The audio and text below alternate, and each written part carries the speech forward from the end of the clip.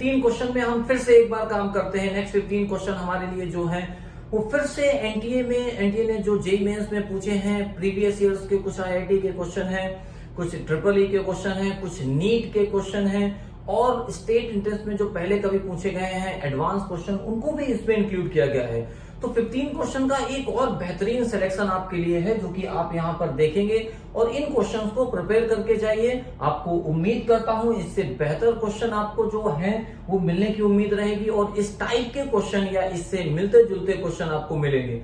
चलिए पहला क्वेश्चन जो कि जेईई मेंस 2020 में आया था, in which region line of Balmer series लाई। उन्होंने ये पूछा था कि बामर सीरीज जो है, ठीक है, वो किस रीजन में लाई करती है। आपको याद होगा आपके पास जो सीरीज है वो लाइमन, ठीक है, लाइमन,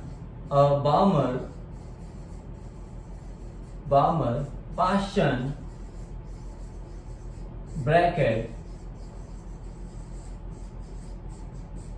एंड फुंड। ठीक है, अब बहुत आगे तक नहीं लिख रहा हूं, बस ध्यान रखिएगा। लाइमन, बामर, पाशन, ब्रैकेट, फुंड, ये सीरीज है। अब इनके लिए जो हमारे पास जो है वो कौन कौन सा किसके लिए आता है। इसके लिए अल्ट्रावायलेट रीजन आता है, अल्ट्रावायलेट रीजन। इनके लिए आपका विजिबल रीजन आता है। विजिबल रीजन मतलब जहां पर हमको दिखाई देता है। अल्ट्रावायलेट हमको नहीं दिखाई देती, इंफ्रारेड हमको नहीं दिखाई देती, हम वही देखते हैं जो हमारे विजिबल रीजन में आता है। और पाशन, ब्रैकेट, फुंड, ठीक है, ये इंफ्रारेड में आता है, इंफ्रारेड रीजन में आता है। तो हमारा क्वेश्चन ये था जो आया। हो सकता है ये पूछे, हो सकता है ये पूछे लाइमन किस में लाई करता है, अल्ट्रावायलेट रीजन में लाई करता है। This is the basic fundamental question. इनमें कुछ होता नहीं है बट प्रॉब्लम आपको होने लगती है क्योंकि आप याद करके उनको नहीं जाते हैं। रिपीट करा रहा हूं, ध्यान रखिएगा। अल्ट्रावायलेट लाइमन आपको डिफाइन करता है, बामर विजिबल में, पाशन, ब्रैकेट, फुंड जो है वो आपके यहाँ पर इंफ्रारेड रीजन में आता है। क्वेश्चन नंबर 2 में आते हैं। ये भी एक अच्छा क्वेश्चन है। बात हो रही है इनऑर्गेनिक केमिस्ट्री के क्वेश्चन, इनऑर्गेनिक बेंजीन की, ठीक है, इनऑर्गेनिक बेंजीन। फर्स्ट थिंग, इसे इनऑर्गेनिक बेंजीन क्यों कहते हैं और फिर बेंजीन क्यों कह रहे हैं। एक तो इनऑर्गेनिक, देखो ऑर्गेनिक वो हैं जिनमें कार्बन जरूर होगा, ध्यान रखिएगा।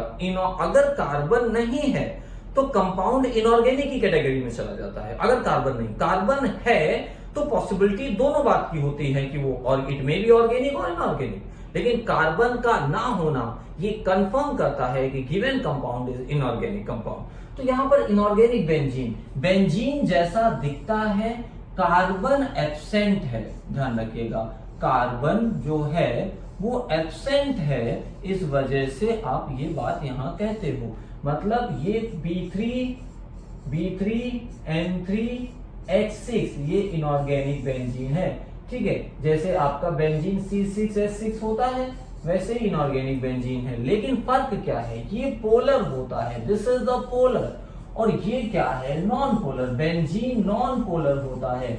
अगर एग्जाम में ये क्वेश्चन आ जाए कि which one is more reactive, benzene और इनऑर्गेनिक बेंजीन, तो inorganic benzene is more reactive due to presence of polarity. इसमें पोलैरिटी होती है, उसमें चार्ज होता है, चार्ज होता है, एनर्जी होती है, एनर्जी होती है, रिएक्टिव होता है। जैसा कि मैंने आपको स्टार्टिंग की क्लासेस में ये सारी बातें बताई थी। अब रही बात इनके स्ट्रक्चर की, तो ये आप समझ गए होंगे। मैं हटाता हूं इसको। इनऑर्गेनिक बेंजीन आप लिखेंगे तो आपने लिखा BN, फिर B आपने लिखा, फिर N लिखा, 6 मेंबर रिंग बनाई जाती है, ये आपने डिफाइन किया। H लगा दीजिए, H लगा दीजिए, तो रिंग के जैसा आप यहाँ पर बेंजीन रिंग के जैसा स्ट्रक्चर, नाइट्रोजन पे लोन पेयर होता है, ये इनको कोऑर्डिनेट करता है, ये इनको कोऑर्डिनेट करता है, ये इनको कोऑर्डिनेट करता है। तो स्ट्रक्चर सिमिलर लाइक बेंजीन, ठीक है। बेंजीन जब आप बनाते हो तो बेंजीन बनाने की जरूरत नहीं पड़नी चाहिए, लेकिन फिर भी बना देता हूं। आपको क्या जरूरत है क्या नहीं जरूरत है इससे मैटर, अभी सिर्फ मेन चीज ये है कि आपको ये समझ में आना चाहिए, ठीक है। ये पोलर, ये नॉन पोलर, ये मोर रिएक्टिव, ये लेस रिएक्टिव। हाँ, जितने सिग्मा जितने पाई इसमें, उतने ही सिग्मा उतने पाई इसमें। Number of sigma and pi remain same. यहाँ पर 6, 1 2 3 4 5 6 आपने डिफाइन किया, ठीक है। 6 ये सिग्मा आएंगे और 6 बाहर से आएंगे, तो आपके 12 सिग्मा हो गए, 12 सिग्मा पाई 1 2 3, तो ये आएंगे। बेंजीन में भी आप काउंट करिए 1 2 3 पाई, 12 सिग्मा, तो आपका ये आंसर हो गया। तो this is the answer. Clear है? चलिए आगे बढ़ते हैं। क्वेश्चन नंबर 3 एक अच्छा क्वेश्चन है। ये एटॉमिक स्ट्रक्चर का एक ठीक ठाक क्वेश्चन कहा जाएगा। फिजिक्स में भी ऐसे क्वेश्चंस आते हैं। आपके लिए पूछा जा रहा है हाइड्रोजन स्पेक्ट्रम शॉर्टेस्ट वेवलेंथ जो आपको यहाँ पर दी जा रही है for Lyman series line is lambda, आपको जो दिया जा रहा है वो ये है यहाँ पर, ठीक है। Then find longest wavelength of Balmer series. देखो हाइड्रोजन के लिए शॉर्टेस्ट वेवलेंथ, सबसे पहले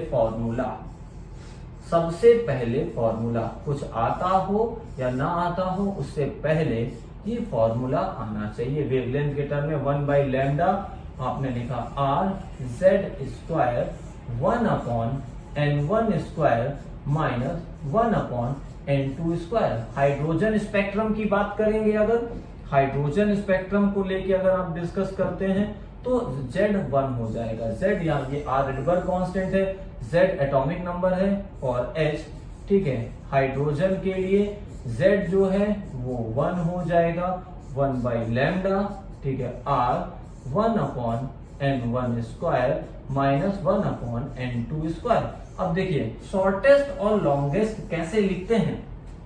शॉर्टेस्ट और लॉन्गेस्ट, अगर शॉर्टेस्ट लिखना है, ठीक है, पहला क्या है hydrogen is the shortest wavelength, तो शॉर्ट के लिए देखिए अगर लाइमन में आना है, सीरीज कौन सी ले रहे हैं यहाँ पर, wavelength of Lyman series hydrogen के लिए लाइमन, और दूसरे वाले के लिए कौन सी है बामर सीरीज।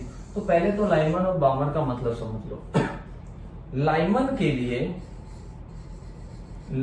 के लिए कहीं से भी आओ लेकिन पहले पे आप यहां पर लौट के आओगे, ठीक है। ये ध्यान रखिए आप कहां से आ रहे हैं, आपसे कहा जा रहा है यहाँ पे शॉर्टेस्ट, तो जो N2 होगा वो इनफाइनाइट होगा क्योंकि शॉर्टेस्ट की बात की जा रही है, शॉर्टेस्ट की बात। तो ये हमारा यहाँ पे लाइमन के लिए पहले केस में हो गया। और अगर आप बामर में जाएंगे तो बामर के केस में आपको ये ध्यान रखना होगा, बामर के केस में आपने N1 मतलब कहीं से भी आइए दूसरे में आइए, लेकिन कौन सी कह रहे हैं लॉन्गेस्ट वेवलेंथ डिफाइन करनी है, तो लॉन्गेस्ट के लिए जो हमारा N2 होता है वो एडजेसेंट वाला हो जाएगा। और यहां पर जो Z होगा, Z HE प्लस के लिए जो Z होगा वो 2 निकल के आएगा। तो इतना काम आपको करना पड़ेगा इस क्वेश्चन में, और जब आप करके लाओगे तो ध्यान रखिएगा, पहला जब आपने सॉल्व किया 1 बाई लैम्डा H आपने लिखा, ठीक है, R लिख रहे हैं 1 अपॉन 1 का स्क्वायर माइनस 1 अपॉन इनफाइनाइट का स्क्वायर आपने लिखा, R इज इक्वल टू मतलब lambda H is equal to 1 by R, ठीक है। आपने ये डिफाइन किया, या R इज इक्वल टू आप कुछ भी लिख सकते हो, ये आ गया। दूसरे वाले सेट में जब आप काम करेंगे, बामर सीरीज के सेट में काम करेंगे, 1 बाई लैम्डा HE प्लस आपने डिफाइन किया, R आपने लिखा, ठीक है, आप यहाँ पर लिखते हो, और ये 2 हो गया इंटू 2 का स्क्वायर मतलब 4 हो गया, 1 बाई 2 का स्क्वायर 4, ठीक है, माइनस 3 का स्क्वायर 9 आपने डिफाइन किया, 1 upon lambda HE plus is equal to 36 4 R into 4, ठीक है, अपॉन 36 9 4 5 निकल के आ जाएगा, ठीक है, ये कैंसिल हो जाएगा, 1 by lambda HE is equal to R into 5 by 9। अब आपको करना कुछ नहीं है, जो आपको R का वैल्यू है वो उठा के यहां से वहां रख दीजिए। जब आप R का वैल्यू रखेंगे तो आपका जो आंसर है वो निकलने के बाद कैलकुलेट होके जो आएगा वो 9/5 लैम्डा आ जाएगा। Now this is the second, इस R के वैल्यू को यहाँ पर ले जाके रख दीजिए। तो ये कैलकुलेटिव तो है, आप ये नहीं कह सकते हैं कि सीधे सीधे लग जाएगा, लेकिन हाँ अच्छा क्वेश्चन है। फिजिक्स में इस टाइप के क्वेश्चन काफी आते हैं, केमिस्ट्री में आया है तो अपने आप में भी ये अच्छा क्वेश्चन ही कहलाएगा। ध्यान रहे फॉर्मूला पहला आपको आना चाहिए, जरूरी है। शॉर्टेस्ट में लाइमन में कहीं N1 1 होता है, बामर के लिए N1 2 होता है, ठीक है, पास्टन के लिए N1 3 होता है।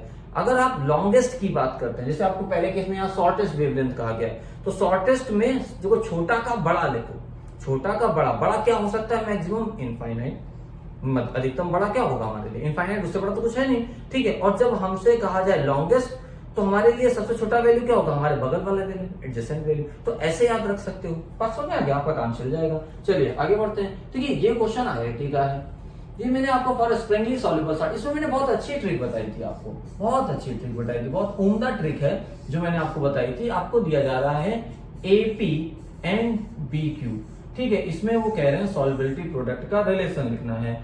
अब जरा तरीका देखो, सॉल्युबिलिटी प्रोडक्ट LS आपने लिखा, जो चरणों में लिखे हुए हैं, जो नीचे लिखे हुए हैं, ठीक है, A के नीचे P, B के उसी की पावर उसी को लिखो, इसी की पावर इसी पर रिपीट करो, इनटू, ठीक है, Q की पावर Q, और फिर सॉल्युबिलिटी लिखिए P प्लस Q लिख दीजिए, आंसर हो जाएगा। कुछ नहीं करना है, आंसर निकल के आ जाएगा। ठीक है, जो लिखा है उसी की पावर ये Q लिखा है, Q की पावर ये S की power P plus Q।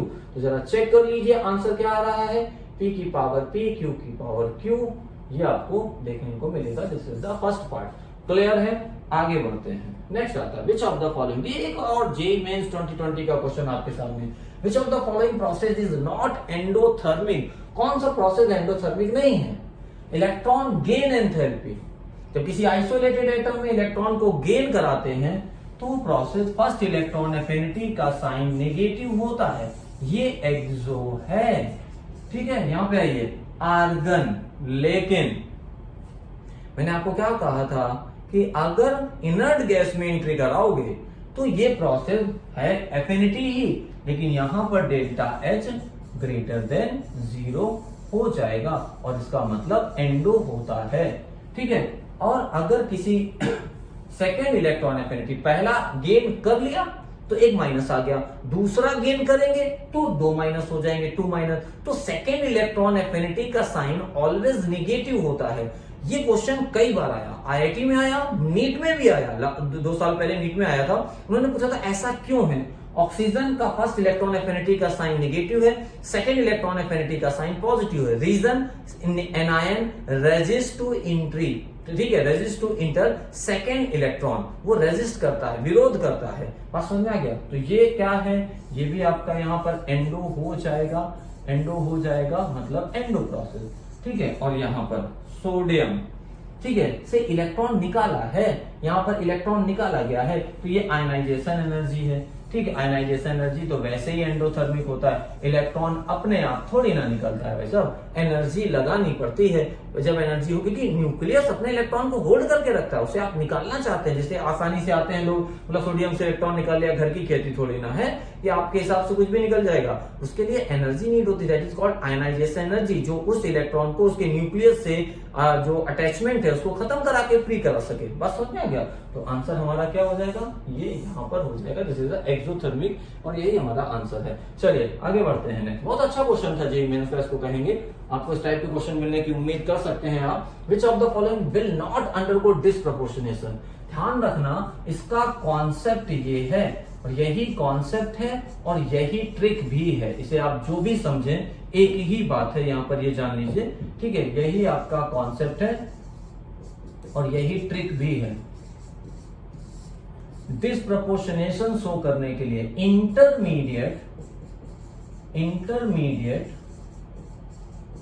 Oxidation state वाले कैरी करने वाले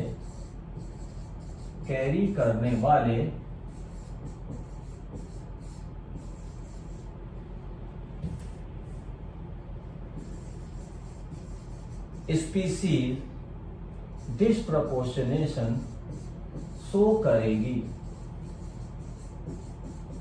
ध्यान रखिएगा, डिसप्रपोर्शनेशन शो करेगी। अब ये कैसे क्लियर होगा, यहाँ पर कि क्या है क्या नहीं है।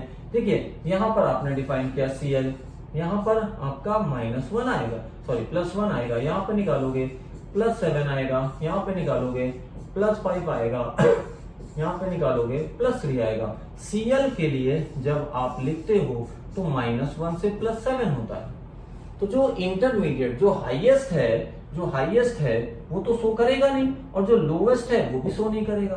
तो आपका ये शो नहीं करेगा और ये 7 वाला शो नहीं करेगा, तो कौन शो नहीं करने वाला है, यहाँ पर ध्यान रखिएगा।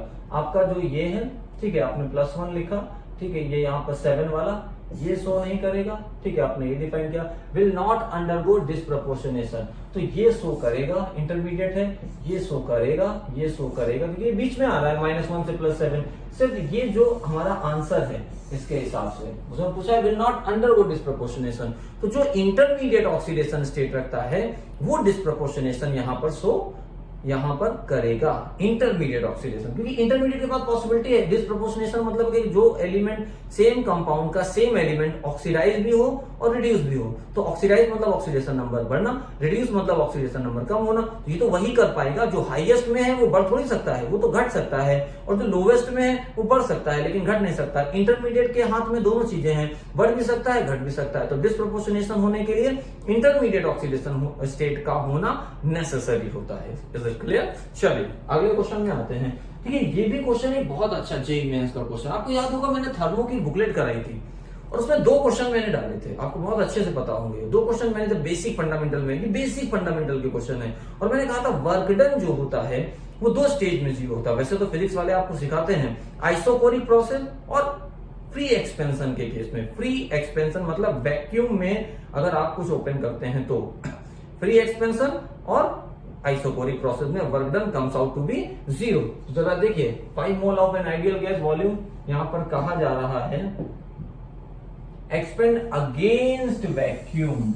ये देखिए ये है यहां का आंसर, और वैक्यूम होते ही आपका काम खत्म हो गया, वर्क डन यहां पर 0 हो जाएगा। चलिए आगे बढ़े, कुछ पढ़ने की जरूरत नहीं है अब, इसमें आपका काम हो गया। यहां पर a solute A undergoes association in a medium N A, association हो रहा है। देखिए क्वांट ऑफ फैक्टर में 2 तरीके के केस आते हैं, सॉल्यूट आइदर एसोसिएट और डिसोसिएट। हाँ ऐसा भी हो सकता है solute neither associate not dissociate. तो 3 तरीके के केसेस कहे जाएंगे, लेकिन हमारे पास 2 तरीके के फॉर्मूले डिफाइन होते हैं। अगर फॉर्मूला ठीक है डिसोसिएशन का है, डिसोसिएशन ठीक है, डिसोसिएशन के केस में I is equal to 1 plus n minus 1 alpha होता है, और एसोसिएशन का केस अगर हो रहा होगा तो फिर I is equal to 1 plus 1 by n minus 1 alpha होता है।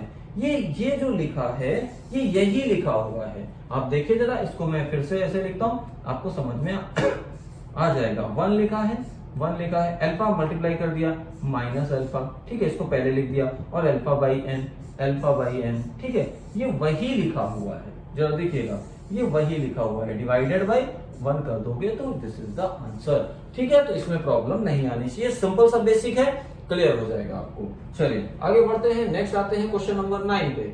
ठीक है, question number 9 geometrical isomerism, this is the question of JEE 2020। ठीक है, 2020 का ही क्वेश्चन है ये। ज्योमेट्रिकल आइसोमेरिज्म डबल बॉन्ड के अराउंड जब देखते हैं तो उसका एक ही नियम होता है कि वो जो डबली बॉन्डेड है उसके रिस्पेक्ट में ये अलग अलग होने चाहिए। ठीक है, यहां पर आओगे ये अलग अलग होने चाहिए, यहां पर ये बेकार हो गया, सेम हो गया, यहां पर आए अलग अलग है। तो अब बात आई कि फिर अब कैसे डिसाइड करेंगे। कुछ मत करिए, इसके बाद यहां से कट कर दीजिए, इसके बाद आप एक काम और कर दीजिए, और वो काम ये है, आपने यहां पर ये लिया, अब यहां से कटिंग कर दीजिए, अब यहां से कटिंग कर दीजिए, अब यहां से कटिंग कर दीजिए, अब यहां से कटिंग कर दीजिए। ठीक है, एक कैंची लाओ, ऐसे उड़ा दो। अब ये 2 पोर्शन अलग अलग हो गए क्योंकि यहाँ मैथिल ग्रुप लगा हुआ है, इसलिए ये पोर्शन अलग हो गए, क्योंकि यहाँ पर क्या लगा हुआ है CH3, तो 2 अलग अलग हो गए। यहाँ कट कर दोगे सेम पोर्शन हो जाएंगे, तो इस डबल बॉन्ड से सेम पोर्शन मिलेंगे। यहाँ कट करने की जरूरत ही नहीं क्योंकि हालात खराब हैं, यहाँ कट करोगे सेम आएगा, तो ये यहाँ पर आंसर हो जाएगा। ज्योमेट्रिकल में क्या होता है, sp2 हाइब्रिडाइज कार्बन, मतलब सीधी सी बात है भाई साहब कि ये जो है A और B ये अलग अलग होने चाहिए। यहाँ रिंग के केस में कट करके दोनों पोर्शन को देख लीजिए, अगर एक जैसे दिख रहे हैं तो फिर वो नहीं होंगे ज्योमेट्रिकल आइसोमर बनाने में, या शो नहीं करेंगे। क्लियर है? तो एक छोटा सा क्वेश्चन था जो कि आया, अच्छा क्वेश्चन है। इसी टाइप का क्वेश्चन कभी एम्स में भी आया था, आप देखेंगे तो आपको मिलेगा। ठीक है, तो उन्होंने वहीं से ये क्वेश्चन फ्रेम किया है और कोई नई चीज उन्होंने नहीं की है। एरोमेटिक कौन नहीं है? बेंजीन की बात करें, बेंजीन जमाने से जान रहे हो एरोमेटिक है, बताने की जरूरत नहीं। साइक्लोपेंटाडाइइनाइल कैटायन क्या है? साइक्लोपेंटाडाइइनाइल कैटायन, इसकी बात करें तो ये आपका यहां पर एरोमेटिक नहीं है। ठीक है, अगर आप इनकी बात करते हैं साइक्लोप्रोपिनाइल कैटायन, ये एरोमेटिक नहीं है, यहाँ पर ध्यान रखिएगा। आप यहाँ पे आते हैं साइक्लोप्रोपिनाइल कैटायन, देखो मैंने इसके ट्रेंड आपको बुकलेट नंबर 8 में सिखाया था, 8-9 बुकलेट आपको कराई थी, इसमें मैंने बताया था। ठीक है, ये आपका जो है एरोमेटिक है, ये एरोमेटिक है। प्रोपाइलियम कैटायन, मैंने इसके बारे में भी बताया था। प्रोपाइलियम जनरली लोग बनाने में दिक्कत करता है, ये आपको दिया गया। ये भी एरोमेटिक है, तो ये भी एरोमेटिक है। तो जो आंसर नहीं यहाँ पर आंसर बनेगा वो है ये कैटायन। बात समझ में आ गया? ये आपका एंटी एरोमेटिक हो गया। This is the anti aromatic. Anti arrow अगर ऑर्गेनिक कंपाउंड की स्टेबिलिटी के ट्रेंड में जाए तो एरोमेटिक कंपाउंड दुनिया के सबसे स्टेबल ऑर्गेनिक कंपाउंड्स में माने जाते हैं। बात समझ में आ गई? और एंटी एरोमेटिक उसमें सबसे लीस्ट स्टेबल में माने जाते हैं। तो आपको समझ में आ गया होगा। नियम मैंने बताए थे आपको, वो यहाँ डिस्कस करने का टाइम नहीं है। चलिए आगे बढ़ते हैं। आपको ये क्वेश्चन एक बहुत अच्छा क्वेश्चन जेईई मेंस 2020 में आया है। अच्छा क्वेश्चन कहेंगे और सिर्फ एक सेंस में, क्या शिफ्टिंग। मैंने आपको याद होगा मैंने हाइड्राइड शिफ्टिंग के बारे में कहा था। क्वेश्चन जब भी हाइड्राइड शिफ्टिंग का बनता है लोग दिक्कत में आते हैं। HBr का एडिशन करा रहे हैं, देखिए HBr का एडिशन करा रहे हैं, सिंपल ट्रेंड है भाई साहब। ये नेगेटिव ये पॉजिटिव, इधर क्यों नहीं घुमाएंगे? क्योंकि इधर घुमाएंगे तो कार्बन आयन उतना स्टेबल, यहाँ पे आप कार्बोकैटायन जो बनेगा वो यहाँ पर स्टेबल नहीं बनेगा। H+ यहाँ लगा दीजिए। इसके बाद Br यहाँ पर बैठ के वेट करेगा। Br जो है वो बैठ के वेट करेगा और ये कुछ ऐसा इस अंदाज में बनेगा। CH+ आपने डिफाइन किया, CH3 और CH3। मैं आपको इतना हिंट यहाँ पर दे सकता हूं कि आपको अपने आप समझ में आ जाएगा कि मैं करने क्या वाला हूं। अब देखिए 2 डिग्री है, यहाँ पे 3 डिग्री बन सकता है। 1 to 2 हाइड्राइड शिफ्ट हो जाएगी, यहाँ से हट जाएगा। अब जो Br- रह गया था वो अब यहाँ पर जाके अटैक करेगा, तो ये यहाँ पर लगेगा। Now this is the answer. तो ऐसे क्वेश्चंस को इस तरीके से आप हैंडल करते हैं। शिफ्टिंग अगर एडिशन करा रहे हैं हाइड्रोहेलोजन का, ठीक है, यहाँ पर आपने HX का एडिशन करा रहे हैं, तो अगर शिफ्टिंग है मार्कोनिकॉफ मत लगा बैठना, वरना रो दोगे। मार्कोनिकॉफ में शिफ्टिंग जैसे नियम डिस्क्राइब नहीं किए गए थे।